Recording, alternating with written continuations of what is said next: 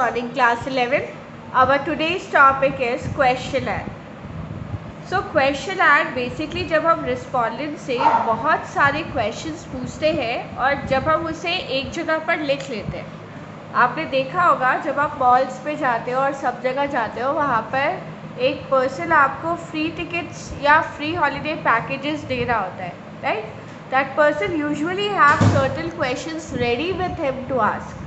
So questionnaire is basically, and it is the most common type of instrument used in surveys for collecting the primary data. Okay. So while preparing the same, following points should be kept in mind. The first one is that it should not be too long. That the questions that we are writing should not be too long. Otherwise अगर वो ज़्यादा long होगा तो जो हमारा respondent है उसको interest के साथ में आंसर नहीं करेगा. Second point,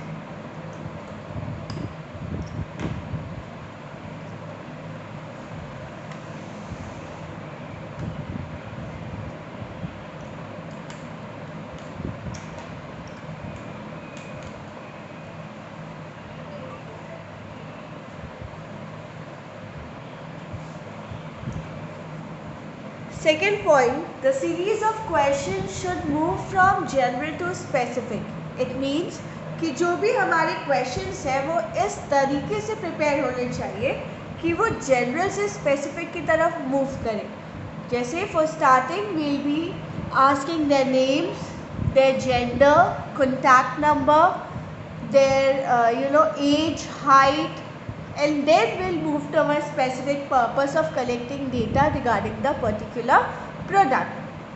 Next is the question should be precise and clear so that the respondent can understand what type of answer we want or what type of question we are asking so that it is easy and comfortable for him to answer. Next is the question should not be ambiguous. It means that the question should not have double meaning. Again, it's a repetition of the above point. Double meaning means that किसी भी word का दो meaning ना निकले. It has to be very clear in its sense. The question should not use double negatives. Then the question should not be a leading question. Leading question जैसे hot topics होते हैं, जैसे राम मंदिर बनना चाहिए या नहीं बनना चाहिए, ठीक है? तो इस तरीके की जो ओपिनियन है वो लोग थोड़ा सा कतराते हैं देने के लिए. Next is the question should not indicate alternatives to the answer. मतलब हमें उन्हें questions ऐसे पूछना चाहिए जो वो अपना व्यू दे, ना कि जो हमें व्यू चाहिए वो उससे दे, ठीक है? अब टाइप्स ऑफ क्वेश्चनर कितने होते हैं? One is close-ended or structured question, and second type of questionnaire consists of open-ended or unstructured question.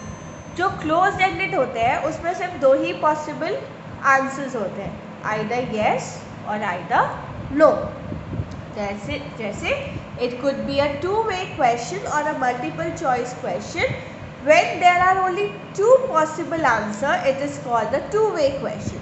Okay, if अगर पर्सन के पास सिर्फ येस और नो है तो उसके पास सिर्फ दो ही ऑप्शन है, चाहे तो वो येस पे आंसर कर सकता है या तो वो नो पे. When there is a possibility of more than two answer, it is called a multiple choice question, MCQ. हमें सब भी पता है ये कि MCQ क्या होता है. जैसे हमने पूछा अपने कस्टमर से कि which toothpaste you use, और उसके बाद में हमने उन्हें 4 या 5 टूथपेस्ट के नाम बता दिए. जो भी टूथपेस्ट वो चूज़ करता होगा वो उसके आगे चेक बॉक्स पे टिक लगा देगा. Next is open ended question where the answers are descriptive. Where we give people a chance to put their views. Next, what is difference between close-ended and open-ended question? Close-ended are easier क्योंकि हमें सिर्फ yes और no पे करना है. वो quick response होते हैं और ईजी होते हैं. इंटरप्रेट करने के लिए भी ईजी होता है क्योंकि yes का मतलब yes होता है और no का मतलब no होता है. स्कोरिंग के लिए भी ईजी होता है और एनालिसिस के लिए भी ईजी होता है. ठीक है। और वैसे ही ओपन एंडेड क्वेश्चन पे जो रिस्पॉन्सेज होते हैं वो समझना, इंटरप्रेट करना, स्कोर करना या एनालिसिस करना थोड़ा सा डिफ़िकल्ट हो जाता है, because every person has its own opinion. If I ask you, do you like chocolate?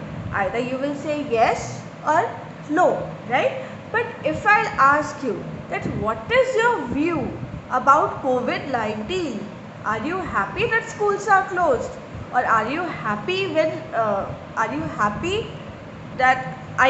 that you are not supposed to go to school? Or are you missing your friends? So questions like these may vary from people to people. कुछ लोग होंगे जो अपने friends को miss कर रहे होंगे और वो चाहते होंगे कि वो स्कूल जल्दी से जल्दी जाए, जबकि कुछ लोग होंगे जो जो बहुत खुश होंगे घर पर रह करके कि अब उन्हें स्कूल नहीं जाना पड़ रहा है. Mode of data collection we'll do tomorrow. Okay. Now your homework will be, you have to prepare a questionnaire of at least 7 questions of close-end. Close-end, like for the structure of questionnaire, what you have to do, पहले आप paper पे outline बनाओगे margin से, ठीक है. उसके बाद आप name, age, gender, height, phone number लिखोगे और फिर किसी भी टॉपिक पे, किसी भी प्रोडक्ट पे आप 7 क्वेश्चंस प्रिपेयर करोगे. Take care and be there in doubt session.